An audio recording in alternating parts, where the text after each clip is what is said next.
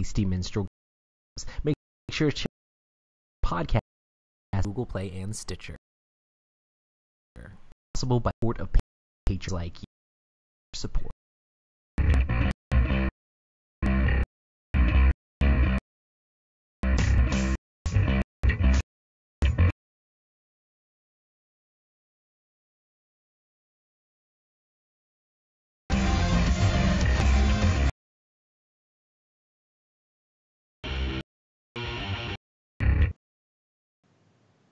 Welcome to the Epic Gaming Night podcast, a podcast about the stories and relationships board games create. I'm your host, Roy Canny, and with me as always is Matt. Oh, God, me. And Rob. Hype. So, What's up, man? we're all kind of in a rush today. Yes. So, it's been crazy. I Yeah, I got a decent amount packed. I still got to get a little bit packed. Me and Rob are heading down to Florida tomorrow, and I had to run tons of errands today, and Rob's trying to scramble to get work done before he has to leave. So hey, we didn't want to let you guys down, and we still wanted to make a podcast happen, so hype. Awesome. Well, our podcast today is going to be about assembly required, and it's going to be all about board games that require assembly and punching things out and what you have to do to get into board games. But before that, we can get into some board game news. So the first thing I wanted to talk about is that I know there's not a whole lot to talk about it yet, but this week the Hate Kickstarter is going to be coming up. Have you guys looked into this at all? Nope. I've definitely heard Back. I've definitely heard a lot of mixed reactions and stuff on it so far. I mean, there's some people I've seen that have been like, insta-back, gonna make it happen. And then me and like Rob and a few other people I've seen have been like, And honestly, after our last podcast with the Fallout, listening to Fallout Wasteland Warfare, I would rather save my pennies for that. That is so crazy. Matt, we'll definitely have to talk about that, how that podcast went at some point, because that game's more than just a miniatures game. That game is ridiculous. With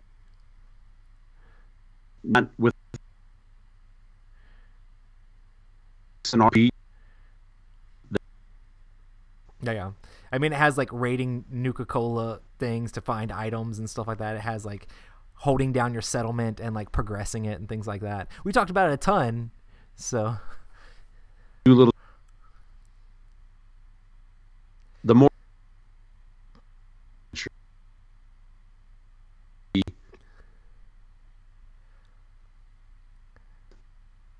yeah, I mean, it's literally like a mix of miniatures / role-playing game / scenario-based board game elements, I guess. I don't know.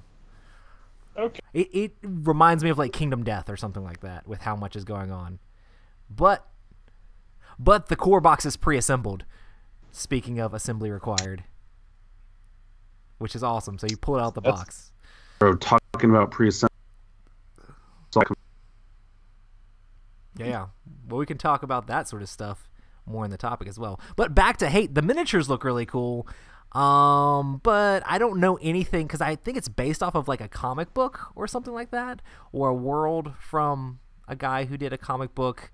It looks interesting. It's supposed to be post-apocalyptic and just clans beating the crap out of each other and angry stuff. I'm interested in seeing how the mechanics work, but this will definitely be a try before I buy sort of game, which means, 2020. Is Or we can look at it from afar in the CMON Expo where we are not allowed to play it. They're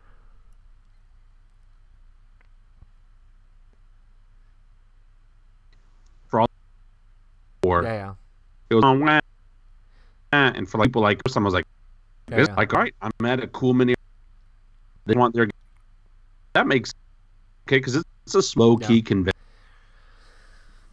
It didn't surprise me or bother me. Yeah. That's I literally giant that was like, hey, for customs clearance. Nice. Dude, I can't. You're gonna have to post some pictures of like what comes in that box, because those. I mean, I remember seeing the robots and stuff at Gen Con, but they just look great. It used to be a big, huge box for like.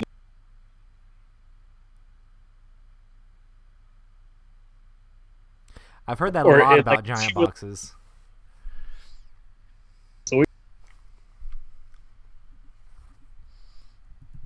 cool. So I actually had a. Hey, just gonna random. This is coming.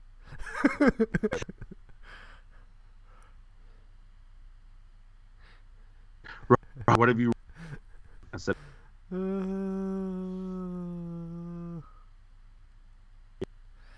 Oh goodness. So this next piece of news, I want to see Rob's reaction, because Strike is going to be getting a reprint, and I love it. It's going to be cheap. It's going to be a new edition as well, where they're adding like elemental sides to the dice and things like that. So I don't know how they're changing up the rule set. Our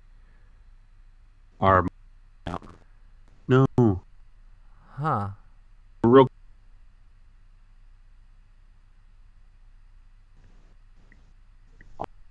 All my video's cutting out. Goodness, that's the audio cutting out seems strange, because like it's perfect for me.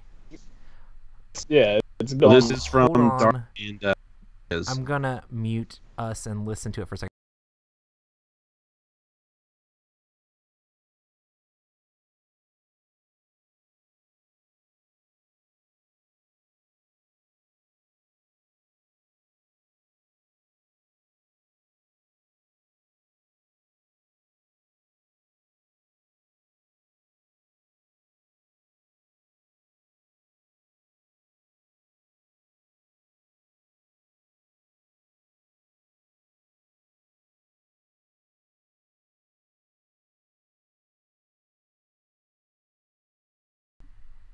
Yeah, sorry about that, guys. Huh, weird. It was just like I'm really not sure what I can do besides turn it off and turn it back on real quick. fine.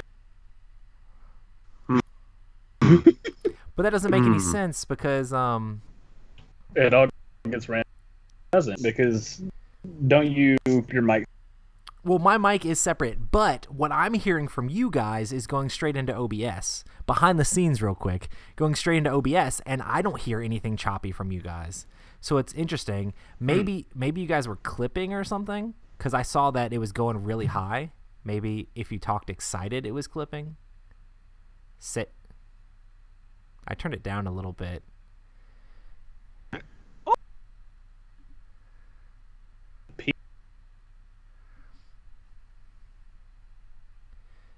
Yeah, I don't know. Guys, let us know in chat. Sounds more recently. Yeah. Another. Uh-oh. It's sounding any better. You up and restart real quick? I can totally do that. Do you want to start over completely? Or do you want to... Yeah. You sure Rob said side from him so far? Sweet. Right. What? Did he say anything about sideburns?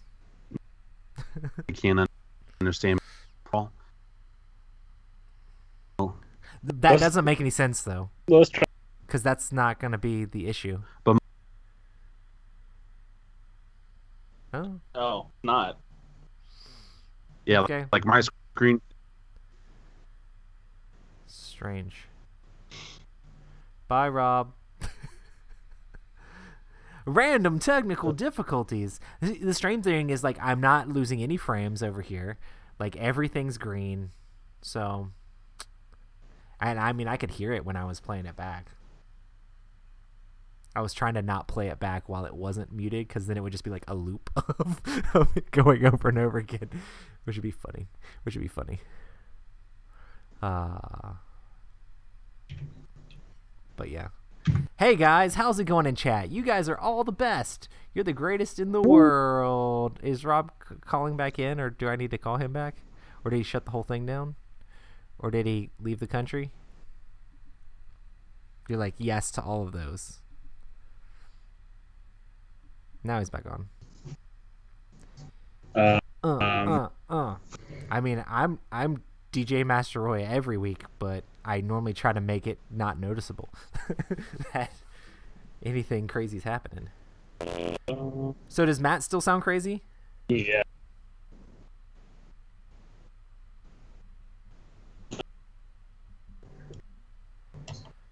I mean, I can close OBS.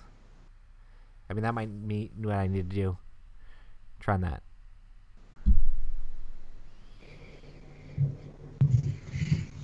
It could be something on YouTube's end. Maybe. Huh. Wah, wah. Robert Newman joined. Yes. What is going on? Oh, that is great. Now Matt is Rob and Rob is Matt. Hey. You guys had a name change.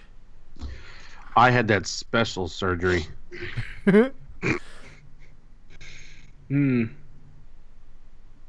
Matt, things are gonna get really weird for you now as me. I'm just letting you know that though.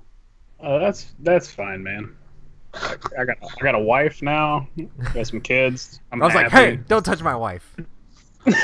No, I'm not worried about it. You're still not gonna get any. So That's...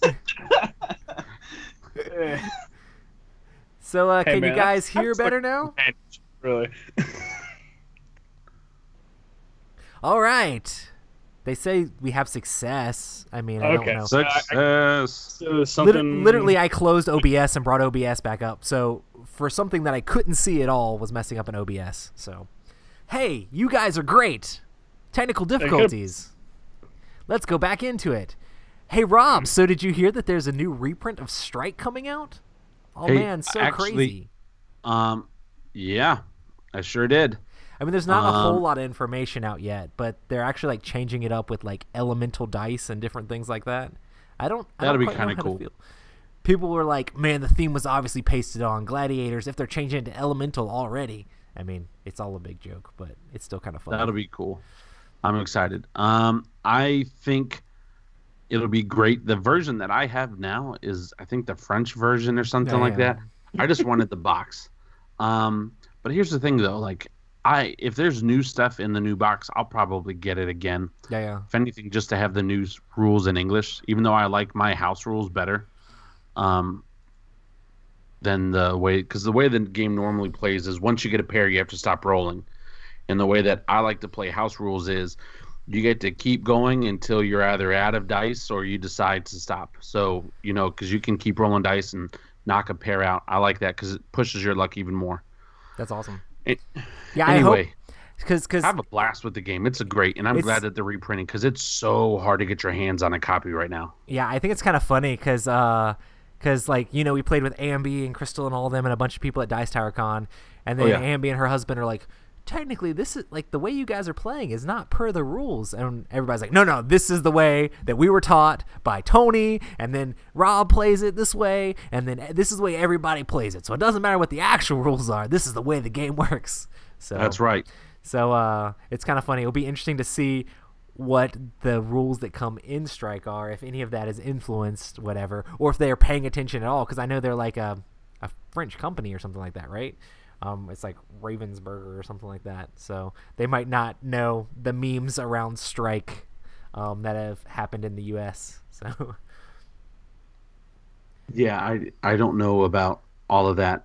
Sorry, I just had a client text me some stuff, so I'm thinking work stuff at the time. Yeah. But it's gonna be great. I played at Christmas with my family, and we played that, and we played Wits and Wagers, and we played some other games, and they like Strike so much they invited their neighbor over to come play, and they're like, "You got to come play this game." That's awesome. And so that was a blast. It's a good game. They need to reprint it. It's the most over expensive box of dice in a bowl, but it's worth it. Gladiators in an arena, Rob. Get it right. I know, but still, yeah, it's a great game. I'm excited to play. Nice. I was just getting all choked up right there. I'm really excited. And then one more thing that I wanted to shout out. Again, we talked about it. I guess we didn't talk about it last podcast, but the podcast before. Me and Rob are going down to Florida for the Dice Tower Marathon. We're leaving tomorrow. The stream is going to be like from Thursday at 10 a.m. to like Friday like night. It's going to be ridiculous. Me and Rob aren't going to be on there constantly, but we're going to be we're going to be on a game, off a game, on a game, off a game, on a game, off a game, and things like that. I'm really excited about the lineup of games we're scheduled for, and it's going to be pretty crazy. I'm definitely excited. It's going to be a blast. I am super pumped. I'm more pumped actually than I thought I would be, and it got really hype Monday and Tuesday, and today's Tuesday. Yes, Liz, we are coming. We're going to be in Orlando. We're going to be at Cool Stuff Maitland, like literally. Yes.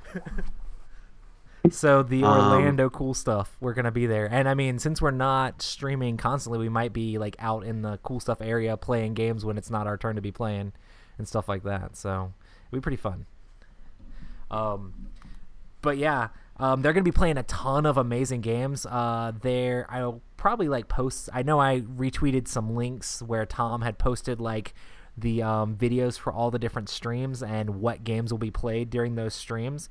Me and Rob are only scheduled for specific games, but there's going to be a ton of awesome people like friends of the show, like Mark Street, and of course Sam was on just a while ago. But the games that we have listed for playing so far are Crossfire, Near and Far, Betrayal at Baldur's Gate, Captain Sonar, Heroes of Land, Air, and Sea, Fallout, Rhino Heroes Super Battle, Cosmic Encounter, and Blood Rage. Those are the ones that me and Rob are in.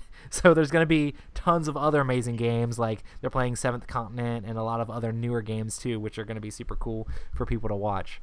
So definitely any of the Epic Gaming Night listeners out there, make sure to come and join in the Dice Tower chat and throw some love our way, because we're going to be outnumbered over there with all the Dice Tower fans. I think we're going to be okay, though. Dude, Cosmic Encounter is going to be kind of crazy. Real quick, though. Real quick. You and I. Hey, you know I'm always there for the teamwork in Cosmic Encounter. All right. Always. But it's going to be... I'll get your back 100% of the time, and I don't care if they're like, oh, man, Epic Gaming Night. No. You, Tom, Mandy, Z, maybe that's it. But yeah, it's gonna be crazy. Like Cosmic Encounter is gonna be interesting. Yeah, it's gonna be awesome. Yeah, we definitely have to have you there for all the inside jokes, and we also have time where we're like helping with the computer and stuff. So we might be in the Dice Tower chat as well when we're not actually streaming. So you can hit us up in the chat also. So make sure to check out that live stream. And this is all to help with their Kickstarter that they're currently running for the Dice Tower. That helps them continue to do stuff and go to all the conventions and be able to run all their stuff. And they're upgrading their studio. They have 4 full-time people that work for the Dice Tower and then several part-time people that help with their podcasts.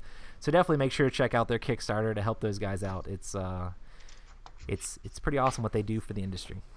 Cool. So I guess we can get into what we've been playing. Hey, yeah, you guys talk for a minute. I gotta deal with this situation real quick. Yeah. So Matt, what about our weekly Pandemic Legacy Season 2 update? Well, okay. So I'm happy to report the first couple of games that we won handedly turned around. And does this have a box in it as well? That if you lose 4 times in a row, it does. Nice. We scratched it off. Oh no! We lost 5 games in a row in one day. How does that make you feel? Man, I don't even know. Like, we were all sitting there, and you know, I mean, it's pandemic, so usually there's some like things where there's like 1 or 2 people or maybe 3 people, and they're like, all right, if we go here, we do this, and we have that person do this on this turn, that'll be the most optimal way that we can get this done, and then that'll get us this, and then that one person's like, so what am I supposed to do? But like literally at one point we were all just sitting there, and we were just like, does anybody see any way? Like, we can maybe get this if New York doesn't come out, maybe. hopefully. And then of course we flip it over and it's like New York, and we're like, all right, cool, we're hate real that. close to losing. That's one of the reasons I'm kind of bad at Pandemic, because it's like if there is a chance to be like we could do really good if we just take this risk. And I think in Pandemic you should never take the risk, and that's why I like lose often. But it's just like, let's take the risk. We could win now if we take this risk. Man, it's not even that for us. For us, it's like we have so many things we need to do, and we're spread so thin and so far across the map, and there's so little we can do compared to normal Pandemic that it's just like we're like, okay, we need to do this to win now, and if we don't win now, we lose. But we're still probably gonna lose because something's gonna come up that's gonna make us lose in the like cycle that we're trying to get through. So I mean, like 2 or 3 of the games that we played, when you do the infect city steps like you normally would in Pandemic, and you draw those 9, you start out by putting supply cubes on the cities that are connected to the grid based on your population. None of this is really spoilery. So we put our cubes down and we're like, cool, I think everything's allocated really well. I think we've got coverage where we need it. And we draw cards and we're like, all right, cool. This card came out, it's like New York. And we're like, okay, New York, take a cube off New York. All right, cool. New York again. And we're like, okay, take another card off cube off New York. New York again. And I'm like, dude, what's happening? It's like, crazy that it has the same like location over and over again, because 2 or 3 of the games we started with like a plague cube on one of the cities, which is bad because if you just have 8 of those on the board, you lose. And we start the game with 1 on the board, and we're like, we're already disadvantaged. We can't even try to salvage it before the game starts. Stuff's awful, and I'm just like, oh god, it's so bad. But it's sort of getting neat. We've gotten to a point where we've got a lot of neat stuff we can do now, so we feel a little bit more confident in that we have actions that we can take that might more easily rectify our situation. If anyone's curious, Jacksonville, Florida is the place to be in our game. It is thriving. It is popping in Jacksonville. New York not doing great. New York, not at all. But Jacksonville's all right. Jacksonville's pretty far away from New York, so that's pretty good.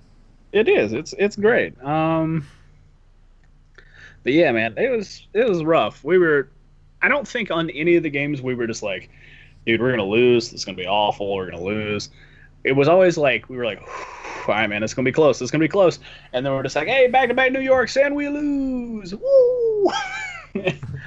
It was. It's good, but it definitely ramped up in difficulty, and I think it might be because of like our play style. So I think somewhere in the rule book it says, hey man, you're probably not going to be able to save everything, so don't try. But boy, we're trying. I just want to hold as much of it together as I can. Right. That's and awesome. It feels. So does it still feel a lot different than Pandemic Legacy 1 did?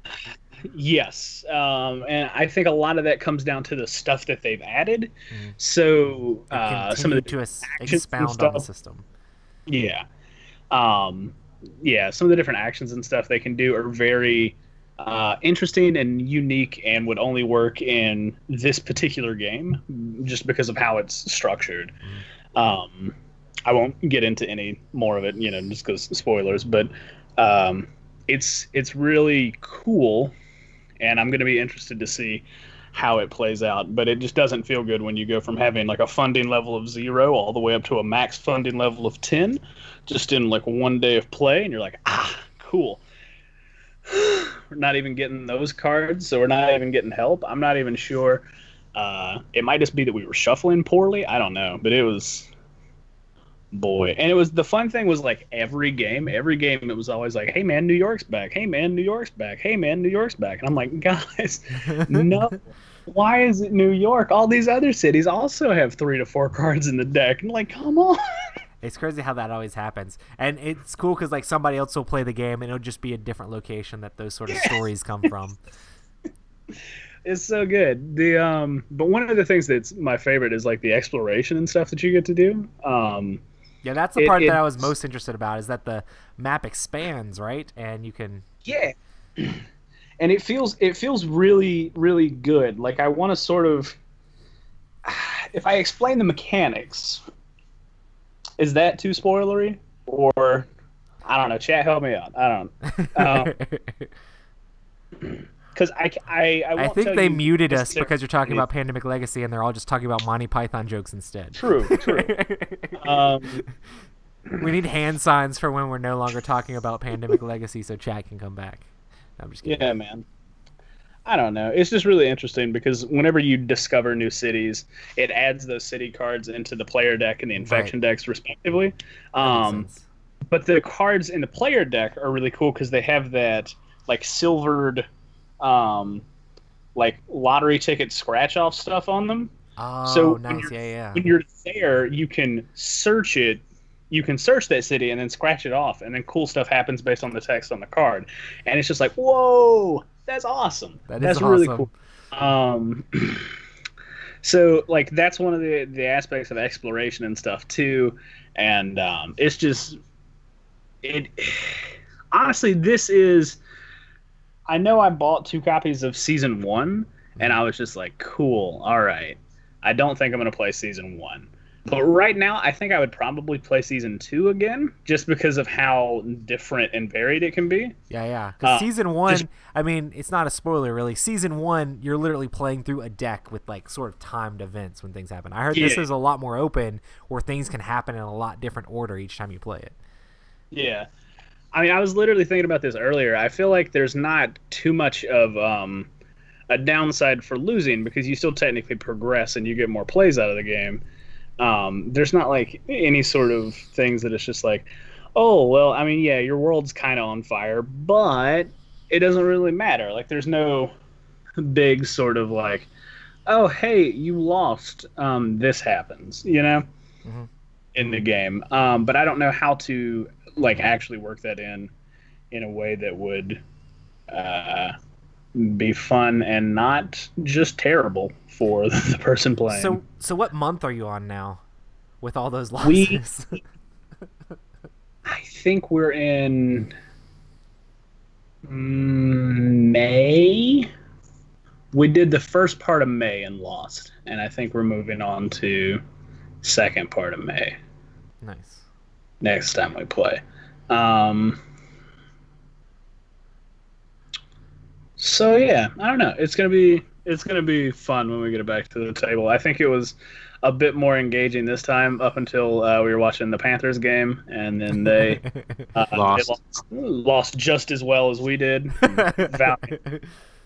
Valiant effort, sort of. But yeah, is good. I don't know. I don't really know how much to. I don't think I can say much more without it being like. So anyway, man, in February. Cool. Well, Yeah. for me, I played some games with my kids, but they were just the same games that I've played before. That we've been playing that fiery dragon game, which is pretty fun. But other than that, I've been doing tons of board game media stuff. We had an extra podcast, if you guys didn't notice, which is pretty awesome. If you haven't listened to that podcast, go listen to it because it was a lot of fun. And Chris knows all about all sorts of games and that Fallout game. But other than doing that, doing Favorite Game Friday and getting stuff ready for Throat Punch Lunch and did Best of the Month, did all these other videos, getting stuff ready to be leaving for the other half of this week. And I've been painting a lot of miniatures. And that's about it. That is about it. I'm super excited to play a bunch of new games and games that we've already played before here this weekend. So Yeah. we'll talk about that. One thing I'm really excited about, I did build decks for the Ashes. No, sadly. I don't have any Ashes stuff. I gave all that to you. Well, you didn't give it to me. I traded purchased all it. that to you. What was I gonna say? But goodness, what was I built the decks for the Arkham Horror LCG so we can play through some of that stuff during downtime at the thing. Built a deck for me and Rob, and then set up the scenario deck so we'd have a couple to play through, starting the Carcosa campaign, which is like the second deluxe box. That game is so good, so I'm hoping we get a chance to play it. I know Z and Mark are interested in trying to play a little bit of it too. So we'll see what happens. But good times. Did you actually get to play any games, Rob? I played. All right, hold on. Sorry. No, you know what? I did not get to play anything new-ish per se. But I do have a cool little story actually, and it ties into Friday's interview. So I didn't play any new games, but my daughter and my two, I saw that. My niece and my nephew, here recently, they've been talking about like building armies and playing army men and stuff like that. And when I was a little kid, like that was my childhood up until I was like 12 or 13. Like my birthday presents were like $5 or less, basically, because like I just go to the dollar store, get like 3 or 4 bags of army men, and just like go to town and play forever. And I remember like at one point having well over multiple thousands of army men all over the place, and like we were poor growing up, so like my one GI Joe would be like the general, and then my army men would like be my guys, because I couldn't, I wasn't like the kid in the commercial that had every GI Joe. I had GI Joe. Yeah. So anyway, I bought my daughter and my niece and my nephew like 1,000 army men. Like I went out and I bought vehicles. I got jets. I got tanks. I got jeeps. I got tents. I got the barbed wire. I got the mountain thing. I got multiple colored tanks. Was this all different after colors. The podcast? No, this was before the podcast. Oh, gotcha. And so like I got them all this stuff, and because I was like, man, this is so cool. Like this is my childhood. I absolutely love that they're doing this, right? Well, we had Chris Birch on the podcast on Friday, and he was talking about when he was growing up, he used to play Army Men too. Now, growing up, I was the middle child. Well, I was the baby of one family, the middle child of another. That's family drama that we don't need to get into. But I say that to say nobody played with me, because the elder siblings, they all played together, or the younger siblings, they all played together. I was in that nice age gap where they were all 4 years older or 4 years younger. And so I just played by myself. I didn't have to worry about playing with others. Well, Chris Birch, he would play with his brother and I think friends in the neighborhood. And one of the things Chris did is he assigned dice to find out who hit who and how they hit what. And I was like, what a cool idea. Yeah. And so my daughter, she this weekend got to play Army Men with my niece and my nephew. And she was like, Daddy, thank you so much. We had such a good time. And I said, well, hey, you want to play real quick, just me and you? Let's play a game. And she was like, yeah, let's play. And so we set it all up. And we were like doing the noises, pew, pew, pew, pew, and blowing stuff up. And she was like, all right, how do we play for real? And I was like, hey, baby, go into that drawer and grab some dice, because I've got dice all over my house.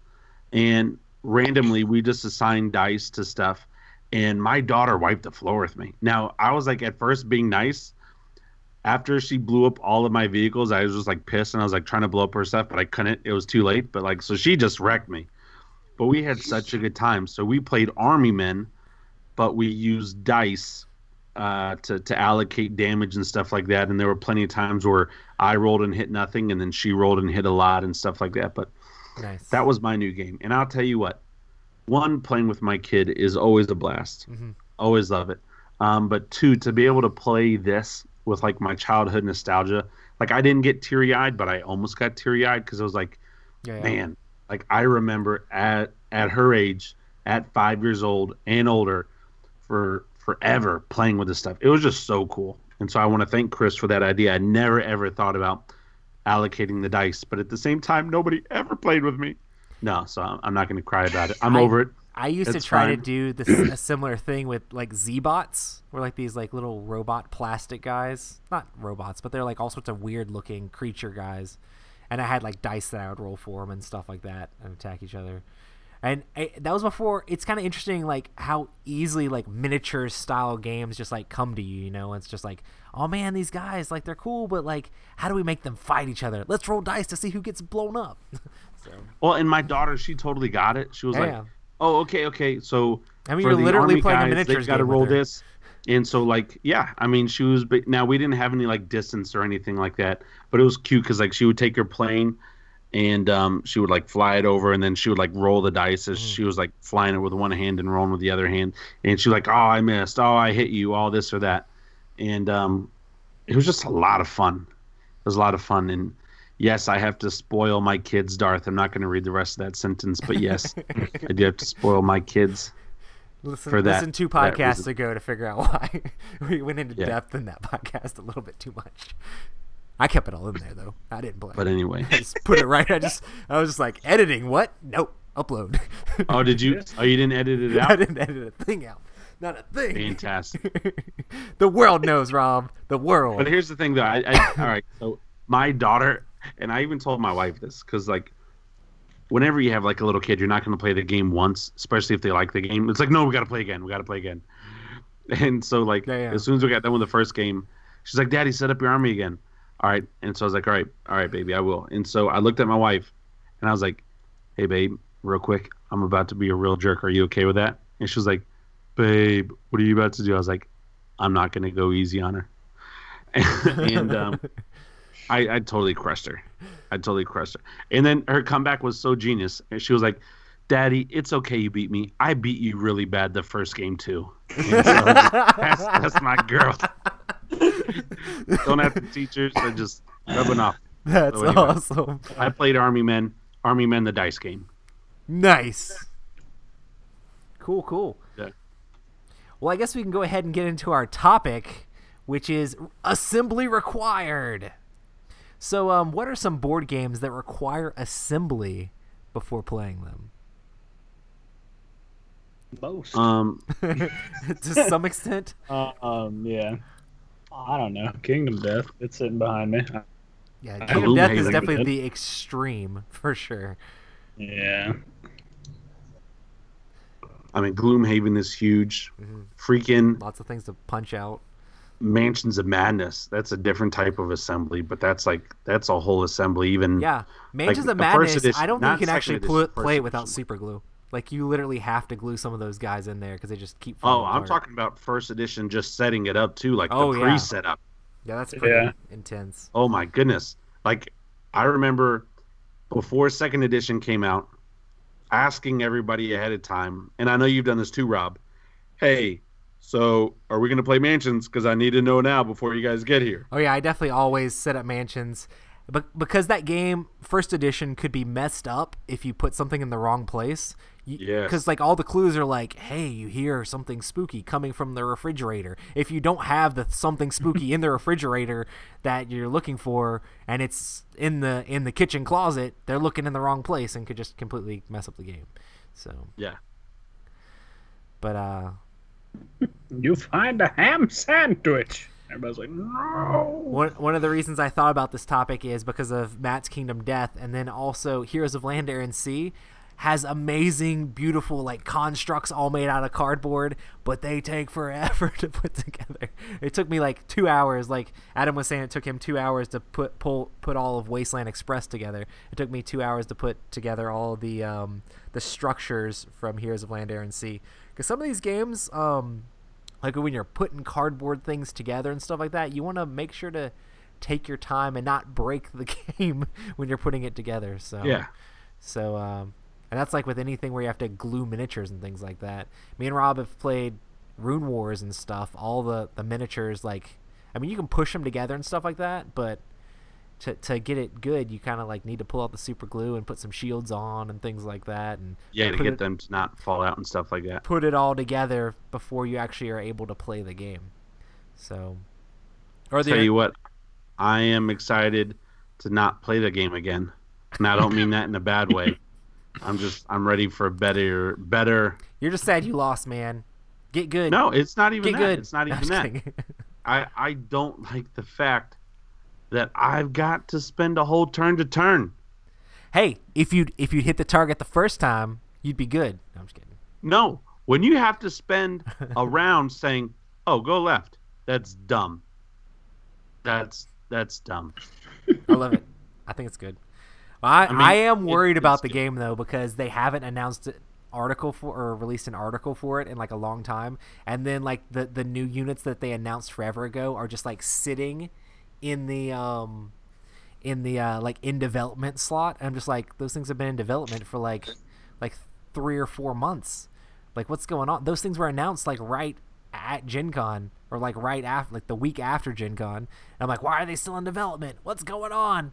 At least start printing them. So, good times.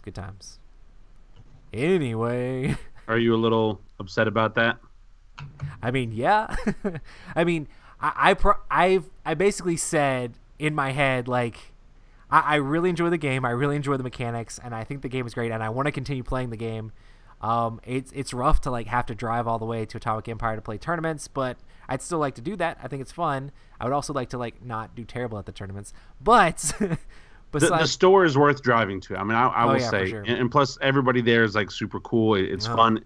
It's a good place. So that's not an issue. But somebody in chat, I actually like what Darth just asked about Colt Express. Colt that Express is a game another game that I assemble. want to play. I want to play. Other people have played it. It looks I've got it. simple. We can play I it. know, but the main reason why I don't is because I have these. Yeah, it's got these tiny little bags of money you got to grab. For those listening, I'm holding up my bananas for fingers. And I mean, so, like, literally, if you haven't ever watched the stream, Rob really does have bananas for fingers. I really do. Edible, delicious. They grow back. Sometimes it's weird. I have just things hanging from me. But like that's the thing that always screws me up on Rhino Hero 2. When you jerks, and I'm gonna say jerks, when you put the Rhino, like especially in first edition, when you put the Rhino like right in the corner, like, hey Rob, your turn, you got to get the Rhino. Screw you, man.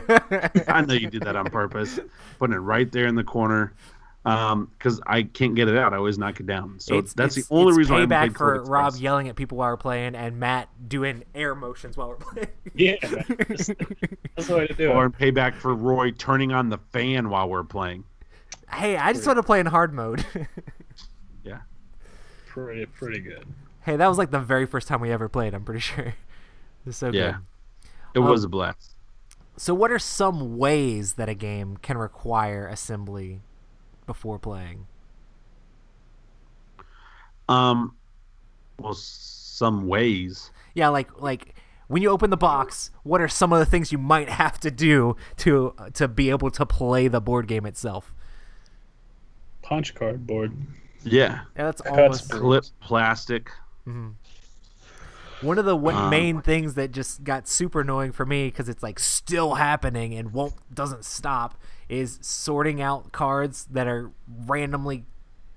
I opened up the X-Men set for Marvel Legendary, and per every other Upper Deck game, all the cards were just completely disheveled, and like there's like 4 different decks, and there's some of the character in this deck, some of the character in this deck, some of the character in this deck, some of the character in this deck, and so you have to put piles out on the table or on the floor and sort every single character into the right piles and have like 37 piles all over the floor.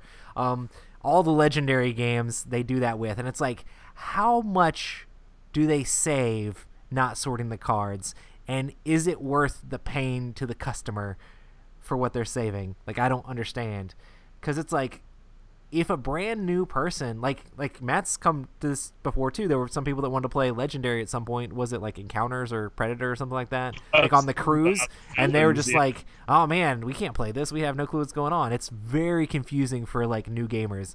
And I've played tons and tons of Legendary, and I'm still having to be like, because the only way to tell which deck it goes in is looking at the tiny little text at the top. It's like, oh, this is this hero, let me put it here. Oh, this is this mastermind group, or let me put it here. Or this is this villain group, okay. And it's like, it's rough. It's rough. Yeah. So yeah, sorting cards can be a assembly that you have to do before you can actually play the game. Especially with Legendary. Like, Legendary is one of those games, like, if you don't know how to play, it's just like, how do I even sort these cards? Because, like, Yeah, that's an I don't issue even that think there's run into. anything even in the rules being like, oh, sort the cards. Like, literally, it's Yeah. just like, here's some rules. So it's just kind of like, what does this even mean? The one of the things that was bothering me was that when I had that day where I was just punching out cardboard all day, I was literally sitting there going, I have no idea how to sort any of this stuff, so I'll just put it, I guess, how I think it would go, because the rules don't really tell you, hey man, put this with this or that with that, because everybody's different. They're gonna want to put it like a certain way, but the way I had set up Dinosaur Island, I was like, okay, I think this makes sense. And then got through playing it, and I was like, oh, no, none of this makes sense. I need to go back and rebag this and put that with this and this with that so that I can make it faster and a bit more efficient and stuff like that. And it's just like, oh boy. I don't know. Darth says sorting the tokens in Betrayal at House on the Hill. My tokens in Betrayal at House on the Hill are not sorted. And every single time I play that game where it's like, okay, we need a ghost token. And we're like digging through the pile, being like ghost token. It's like, oh, this token's gonna be the ghost until we find it. And then like we're like 3 turns in, somebody's like, oh, here's the ghost token. Okay, cool, great. But and sometimes we just never find the correct token. We just use a different token than the 37 different named tokens that are in there. Yeah, man. So do you guys think that assembly can be a barrier to entry when it comes to tabletop gaming? For certain people. Yeah. I'm almost inclined to say no, because I feel like the people who are buying big games are typically A, knowing what they're getting into, or B, far enough in the hobby that they're just like, oh, this looks like a challenge. Okay. And maybe they devote a week into it, but they'll get it done. Because they bought it because they wanted it. I'm going to say like most people, or people that are in the hobby don't mind it, and some might actually kind of enjoy like assembling the things and putting the things together. Like I totally had a blast putting together all my Heroes of Land, Air, and Sea stuff. Like even though it took me 2 hours, I enjoy that part of the hobby. Like putting together miniatures and gluing them together, that's a fun thing for me. But I feel like people that aren't necessarily in the hobby, or like, hey, I got gifted this game for Christmas, and they open it up and it's just like a whole bunch of unpunched things, and they're just like, what is this even, you know? Yeah. So yeah. It just depends on where you're I do at. the same thing, but I'll wait till I have like 2 or 3 games to punch and set off, and then I'll put on like a crazy movie, like one of the Lord of the Rings movies or something, where I don't need to watch it, but I'm mentally watching it or something, and just in the background, or I'll put on like The Office and just have it run. Mhm. I find it relaxing and just stupid, simple, easy work. Just but I'm also a little OCD where. I think I've probably spent a lot of money on baggies and plastic containers and stuff like that to get all the stuff going on. So, but yeah, I put all of my legendary cards in these little like jewelry bags that like perfectly fit like each of the mastermind with their villain group and each of like the hero sets. And I have one for every single hero and every single mastermind. But I ran out, and I got this X-Men set, and I like opened it, and I like looked at the like sealed, like shrink wrapped little decks, and I'm just like, I don't have any more of these things.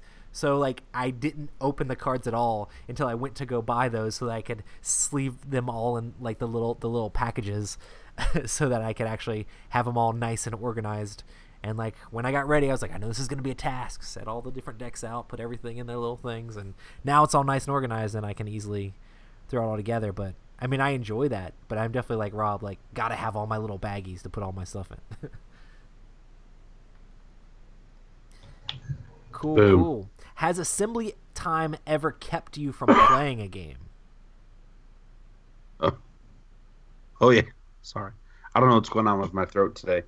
Keeps closing on me. That's weird. Yes, like there have been times where I've wanted to play certain big games. But like when we can't make up our mind, it's like, no, it'd take too long to set up. We need to find like a quicker game or something like that. Mm-hmm. So, and also it depended on who I was playing with. Yeah. As well.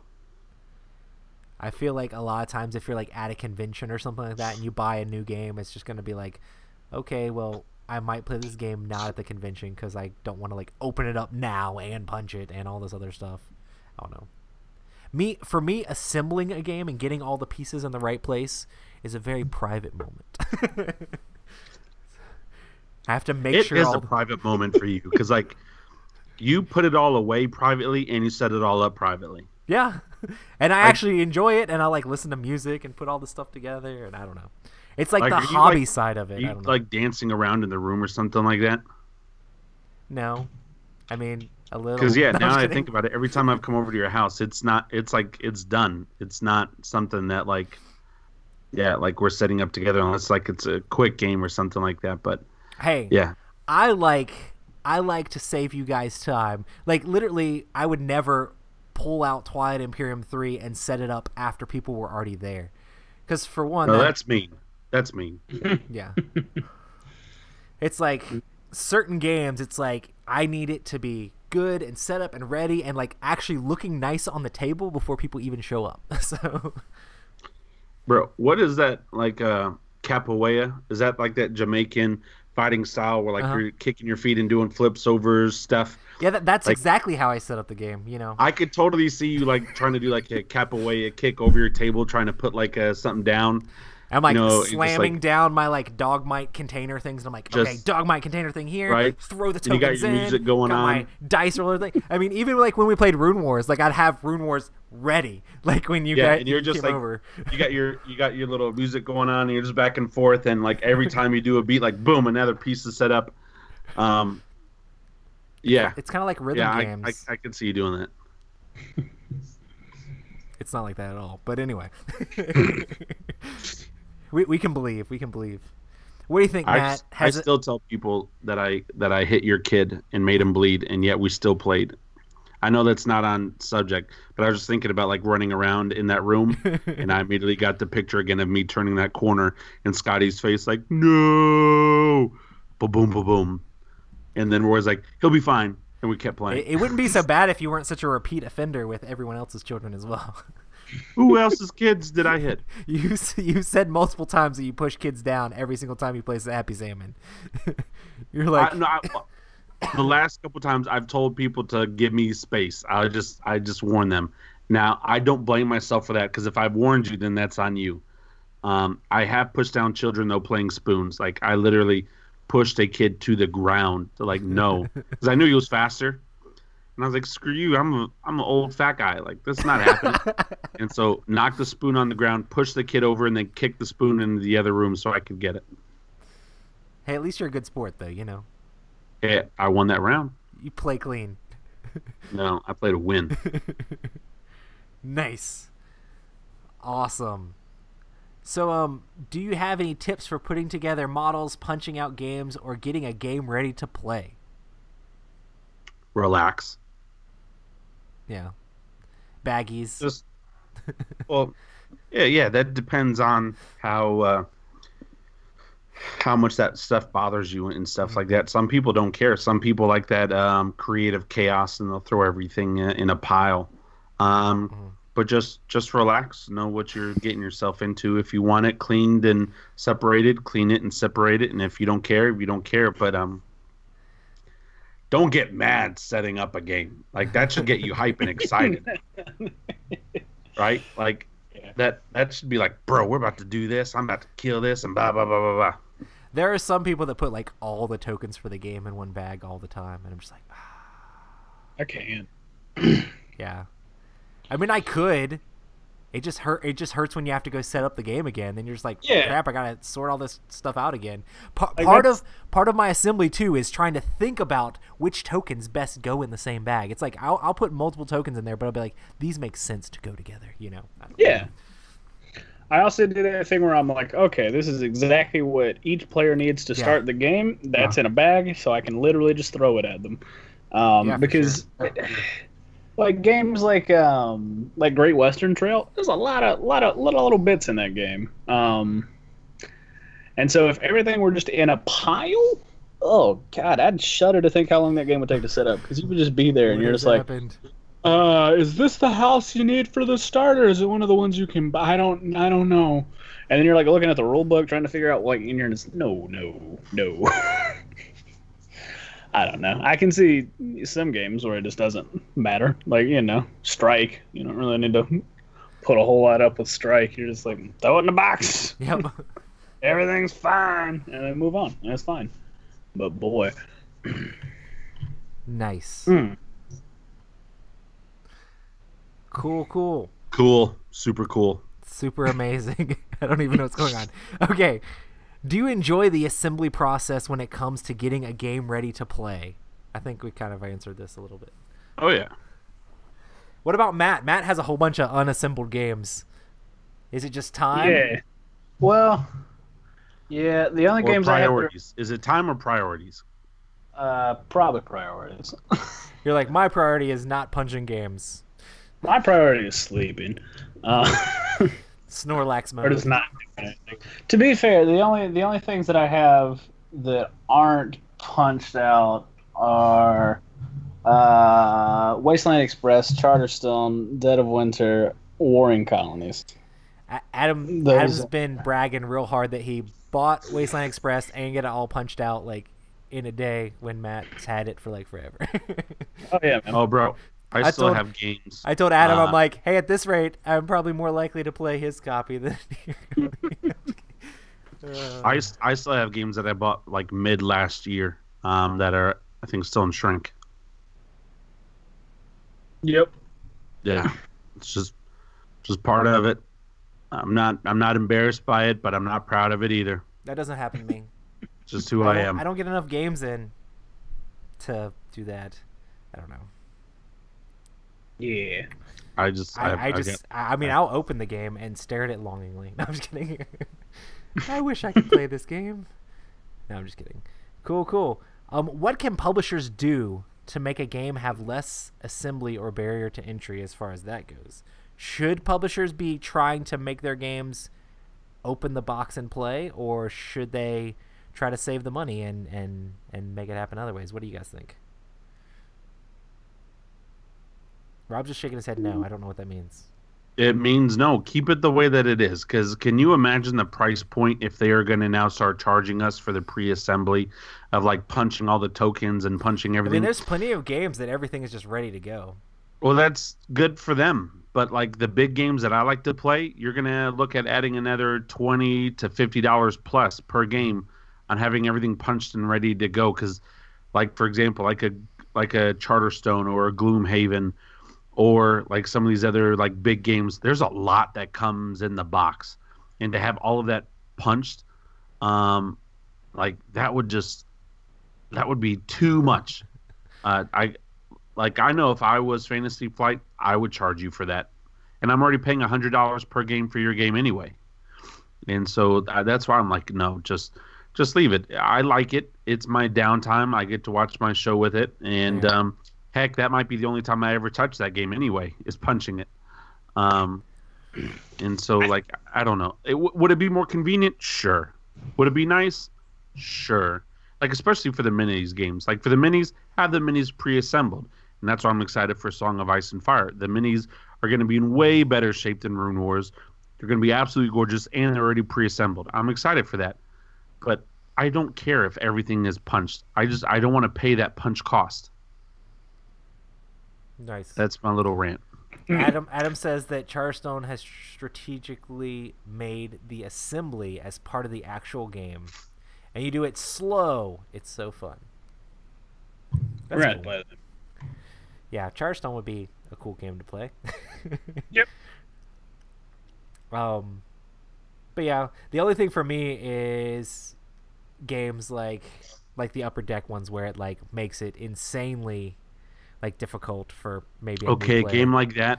Maybe yes. look at it, but Well, like I sold my copies of Predator and Aliens because I did not want to sort all those cards, and there's no reason why they can't print them where they're sorted.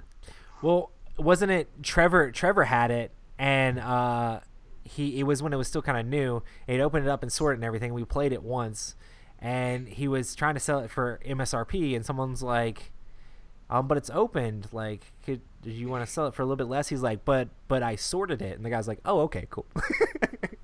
Like that made the value of the game go back up to MSRP, even though it's opened, because not having to sort it adds value to the game. I mean, I feel like they could do like con ready games where everything's punched out, right? And then I guess they could either sell it at MSRP at cons, or they could I don't know, like sell it for $5 extra, and I think people would probably be all over that. But so, are there any games that you can think of that just don't have any assembly at all? Like you can just pull it out of the box and like it's good to go. One of the main ones that just like shocked me and I was amazed, especially because it was from a brand new company that's never made anything, was Mechs versus Minions. That game is like literally everything's punched, everything's in trays, everything's organized, everything's sorted, everything's perfect, and that game is stupid. But they also have, I mean, that's, you can't really compare that to normal board games and expect everybody to do the same thing just because the circumstances around that game. But yeah, that game is ridiculous. And I mean, there's other ones like I don't know if the regular Century came like this, but Crystal Golem, like you have all the different pieces in the different trays, and it's just, you just throw it out on the table. It's pretty simple to do. There's several other games. A lot of the Days of Wonderish kind of stuff is like already ready to go, I think, for the most part. But I think it depends on the game. But there's several companies that have the game more ready to go just right when you open it than having to do all the punching and stuff like that. So I wonder what their thoughts are and the reasons why they go ahead and take that extra step. I don't know. And most games you wouldn't even notice because after the first time you do it, it's just done. So yeah, who knows? Who knows? Who knows? What was your least favorite game to assemble? Do you have one? Does it matter that much? Ooh, least favorite to assemble. It says nothing about the game because I absolutely love the game. But I did not enjoy punching out the Dead of Winter minis because they're cardboard minis. Yeah. And it's like one of those. Well, it's also like one of those things for me that like if you tear the paper a little bit, could you tear into like the character's presentation and stuff like that? Yeah. Like that's the one thing I wish. Like if they would have made Dead of Winter with actual plastic minis, it'd be a top 5 game for me of all time easily. And I still really enjoy the game. It's up there for me, but just I remember like crap, like being super paranoid about not going too fast and making sure everything was like a clean break and other stuff like that. Because like I punched like those games that has like 1,000 tokens, and like maybe one in every 50 or whatever, you'll get like a little tear in the token, but you still know what the token is, right? But like I don't want that happening on the character's face or body or something like that, or the zombie or something, because you're kind of limited, and that's like a main focal point of the game. So I just remember that was not cool, man. Could you imagine like if they did a deluxe Dead of Winter where they're just like deluxe miniature set and they're just like every single, like the zombies, I don't really care about the zombies that much, but all the characters are so unique in Dead of Winter. It'd be like crazy to have miniatures for every single one of them. I mean, I'm sure it would not be. Really though. Come on. I'm not saying that. No, I'm not using it as an excuse. I meant crazy as like a positive thing. Is what I meant crazy as. Yeah, that would like be awesome. Crazy awesome. I mean, look at freaking Cool Mini or not. I got Green Horde coming in like a month or two, and I got like it has just as many miniatures, right? Coming. Yeah. I feel like they could just do something like how like Stonemaier Games does with a lot of their stuff.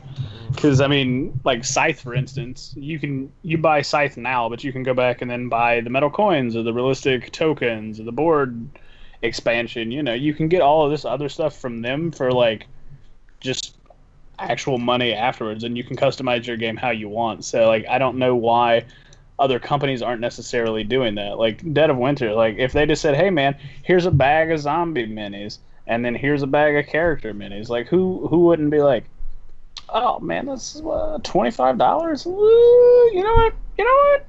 I'll give it a go. And it's like, it might be a little steep at first, but it's like one of those things you'll probably go, oh, that's really cool. And then you'll just look at it, and you'll look at it, and you'll look at it, and you'll end up buying it because you hate yourself. And then, well, when there's so many people that have it as like one of their favorite games, you know. Yeah.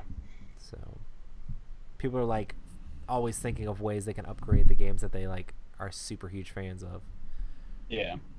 So, and of course you always got to throw in like, and it comes with an extra character you can only get by buying the miniatures pack. True. Which I don't. That doesn't bother me as long as you can actually get it. You know. Yeah. So, yeah. So yeah, I don't know what would be my least favorite because literally, like I said, I literally am like, let's do this, like let's make it happen. Like I get excited about the time to do it. I mean, yeah, What's a game that you enjoyed putting together? For me, when I punched my edition of Twilight Imperium 4 recently, I was just like, Twilight Imperium 4, and I had to I laid it all out and took a picture of all the different components, and I'm like, yes, Twilight Imperium 4. So, yeah. I bet you were super happy. I just rolled around in the chits for a little while. Yeah. Yay, components! Looking It's at like all the Scotty would ships. walk in the room. Get out of here, Scotty! Get out! Is It's daddy time right now. Get out! I could just see like, leave me alone. This is mine. Yeah. I was like, even when because they had all the small cards with all the different agendas on it and all the different technologies and stuff like that, I made sure to slowly open them and look through them and then put it back. I don't know. It's weird. I'm weird. I'm sorry. I like board games. No, I like board games too. I just don't like them that much. well, I mean, I'm sure you do the same thing with your. Probably higher than mine, but I'm sure you do the same thing with your plastic miniatures when you get pounds of plastic and you're just like, look at all this plastic I got. Whatever, you just throw them all in. Yeah, I mean that's always fun looking through this stuff, but I don't read all the cards. I'm like, all right, I'll get to the cards. Just look at the minis. All right, next. I don't read all the cards because I want to play. I don't want to. I don't want to spoil the game, but I like look at them. I don't know. Yeah. Good times. I don't know. Yeah, I don't know if I was ever just super excited putting a game together. There were some games where I was impressed with myself. Some games putting together, I felt like I was putting together an IKEA cabinet or something like that. I was like, yes, finally got this done. Yes. And I was hyped for the wrong reasons. But yeah. I don't know, man. I always get this really good sense of wonder every time I'm setting up Pandemic Legacy. Yeah. Even if it's the first time you're opening the box, you're like, okay, cool. Here's the board. Here are all the little boxes. Here's the thing with the stickers, and you're like, yeah. You just get unusually hype, even though you're probably not going to see a lot of that stuff. And then I don't know, because you can go through and read a lot of the stickers because other stickers come out in the boxes. And you're just like, oh, dude, that's cool, and that's this, and that's neat, and all right, yeah. And those games are meticulously well organized because they need to be. So you just open it up and you're like, okay, cool. This is that. That's this. This goes over there. And wham, bam, boom, we're done. Check out all this cool stuff. For me, sometimes it's almost instead of playing a solo game, I'm playing the assembly of the game. I wonder if it comes from I used to spend a ton of time deck building and stuff like that. I mean, I grew up playing Redemption and rebuilding my deck and switching a card in and out and messing with it a ton when I wasn't playing the game, unreasonable amount. Rebuild my deck and then rebuild it again and then rebuild it again before I even play the game again, and then I was playing it every single week. But just being able to mess with a game that I really enjoy. I mean, that's another reason why I paint a lot of the miniatures for board games, is because it's another way to do something with that board game when I'm not actually playing the game. And I don't know, it just gets me even more hyped for the times when I actually do get to play it, because that's obviously playing the board game is a million times better than punching the board game. But, good times. Good times. I mean, yeah, it's fun painting and stuff, but I don't consider that assembly. I consider that something else. Other more hobby stuff. So yeah. Cool. Was there anything else you wanted to add to this topic or throw out there before we start to wrap this thing up? Oh, about assembly? No, I mean, not that I can think of. This was a good topic. It totally threw me for a loop. I did not go through it or anything like that. So yeah, good stuff. Yeah, I'm just excited. I'm excited for all the big games. I can't wait for 2018. 2018 is going to be a year. 2017 was a good year, but I'm just excited to punch and assemble all the games I've got coming in 2018. I feel like I want to do a top 10 list of most anticipated games in 2018 because this year just seems like it's just going to be so amazing. Just so amazing. I'm so excited for this year. Hype. Yeah, we need to play Lords of Hellas because I know your copy already came in, Matt. Yeah. I did the second wave shipping, so I can get it all at once. But I'm yeah. definitely excited to see how that game plays. Oh yeah. And the miniatures look ridiculous. So many games with so many good miniatures. Awesome. Well, we stream these Tuesday night at 9 p.m. Eastern Time. Make sure to check us out at youtube.com/Epic Gaming Night. Make sure to come in here and hit us up in chat. We're always interacting with the chat and seeing all our cool shining faces in our chat screen. It's great.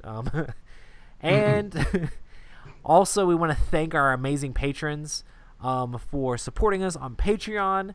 And Rob, are you down for doing Patron of the Week? All right, let me look. Because listen, last week was disgraceful. Last week you did it. I know. That's what I'm saying. Is that the person's name for real? Oh yeah. Also, good luck with the name. I think it's a username. I have no clue what you want to do with that. But hey, have fun. You can do a robot voice. That is copy pasted, so it's not wrong. I can do it in robot voice, and then you Bro, can just do it in robot voice. Let's let Matt hit this one. Oh, jeez. Hang on. All right, hey, while Matt's doing that, I'll do a dumb dad joke. Unless you're ready to go right now, Matt. I should be all right. All right, go. All right, the patron of the week is RPZNUWM. I don't even know what that was. Man, it's okay. Didn't have any S's. S's are super hard to do in that voice. Is that it? Yeah. No, man, you got to keep going. No, what do you mean? I don't know. Okay, this voice is very hard to do, man. Like, yeah, I'm abbreviating of the person. Are you breathing in? Yeah, breathe in? very hard, yeah. Everyone just How do logged you off do the it? podcast. Do you breathe in when you do it, or do you breathe out? Yeah. It's not hard to do. Hold on. Does this sound right? The patron. Wait, or is that too much? I mean, yeah, you can do it like that.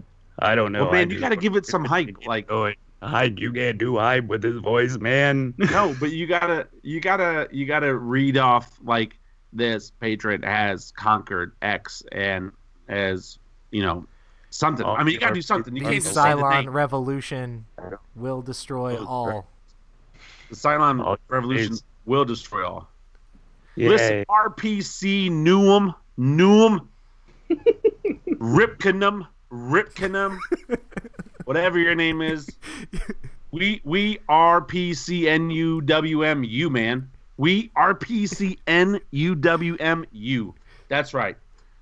Really proper, cool names until West. The West. Yeah. RP. Really popular, cool names under water mermaids. Really popular, cool names, underwater mermaids. That's who you are this week, buddy. RPCNUWM. Really popular, cool names, underwater mermaids. We love above water mermaids, underwater mermaids. We love all the cool names and all the popular names. Rip Caneminum, whatever it is. That must have been the only name available that you were trying to get, but we don't care. We appreciate you, man, and we thank you for putting up with us. And that's I don't know now. Let me apologize if that's your actual name in another country. It's beautiful. It's beautiful, and thank you for what you do in your language. I don't know what that means or anything like that, but really popular, cool names, underwater mermaids. We love you guys. We appreciate you. Keep breathing. Keep going. Save the whales. And yeah, good stuff. Awesome. If you'd like to support us on Patreon, make sure to check us out at patreon.com/Epic Gaming Night. We're gonna do lots of amazing things in 2018. We keep talking to Adam about EGN RPG, so me and Rob are definitely gonna have some discussions on our ride down to Florida about starting up the monthly role playing stuff, which will be really cool. But yeah, hype. Yeah, I'm excited for 2018. It's gonna be a good year. It's gonna be a lot of fun. I'm excited to keep hanging out with my good friends Matt and Roy. Life is good. We are the gatekeepers of our destiny, and so is really popular cool names Underwater Mermaid. And it's going to be good stuff. Awesome. Make sure to check us out on Instagram at Epic Gaming Night, on Twitter and Instagram for Favorite Game Fridays and things we're posting over there. Also, make sure to check out writing.newman on Instagram. Right. And also check us out on the Dice Tower. We're going to be the part that you guys want to watch. I'm not saying that everybody else is not fun. The games that Tom picked for us are like, I mean, I know The Tom best. knows that like we like thematic stuff and stuff like that, so he literally picked games that like fit us. So I'm really excited. yeah. Like the story games, the trader games, the backstabbing games, the area control games. Like it's like gonna I'm be so our ready. jam. So it'll be fun. It's going to be a good time. So And make sure to check that out. I will be hitting that up on the Instagram and on the Twitters and on the Facebook when we're live. So make sure to check us out on stream and join us in chat and talk about how handsome Rob is the whole time. Rob is pretty handsome. I'm sure they will love that. I mean, I would love it. I'm I would good love it looking. if like a whole bunch of people just started like if the memes from the Epic Gaming Night podcast spread into the wider like board game industry. That would be great. I want us to walk up to publishers and people be like, "Dude, that's Robert Newman, the handsome guy. Nice, cool." yeah. No, it already happens, Roy. I just played down because I don't want to embarrass you guys. Gotcha. It already happens. They give me Everybody. the look like oh, and I'm like hey. What up? But I think 2018. I'm not gonna say hey. I'm gonna be like come on. Like I'm not gonna be like I'm gonna be like faint, baby. I got a bottle of water. I'll revive you. Faint. Go ahead. Lay down. Drop it. So it's gonna be a good year. Now that I can't get anybody pregnant, I don't care. Faint. Is that how that works? That- Is that how that works? That's not how it works, but still. Awesome, guys. Well, thanks so much for being in chat, and we'll see you guys next time. Peace.